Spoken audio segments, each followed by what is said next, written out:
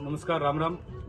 आज हम यहाँ गुजरात राजस्थान बॉर्डर, जो गुजरात और पाकिस्तान इधर लगता है, उस ट्रायंगल बॉर्डर पे आए हुए हैं। ये गुजरात के थराद तालुका का रागा नेचरा गांव है, जहां हम खड़े हैं। ये आप यहाँ देख रहे हो पीछे, ये सोलर का बहुत बड़ा गुजरात गवर्नमेंट ने जो प्लांट लगाया है, वो 700 मेगावाट का करीब प्लांट है, जो देश की जो सबसे बड़ी नवरत्न कंपनियों में से एक BHEL के पास ये 200 मेगावाट का करीब है यहाँ, और टाटा के पास है, और स्टर्लिंग कंपनी है उसके पास भी ये सोलर का बड़ा जो काम है, और करीब 700 मेगावाट का बाकी काम है। रिलायंस को भी यहाँ करीब रिलायंस 5000 मेगावाट यहाँ सोलर विकसित करने जा रही है, प्लांट बनाने जा रही है। हम यहाँ जो खड़े हैं, ये राजस्थान का जो सांचौर क्षेत्र है, उस सांचौर का जो रणखार क्षेत्र जिसको आप बोलते हैं, ये रणखार क्षेत्र है।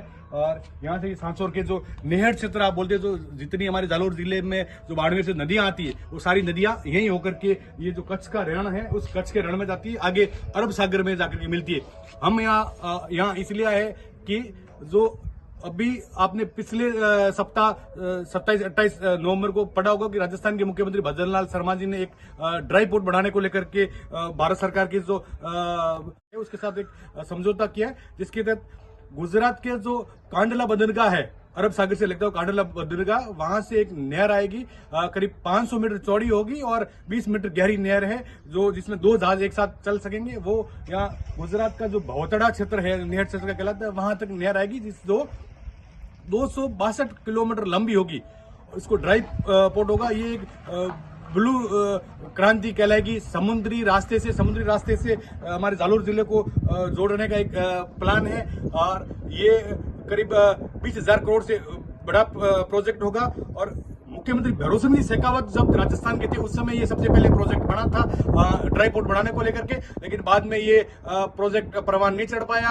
बाद में वसुंधरा जी सरकार के समय भी अडानी जी को ये बात देने की बात चली थी।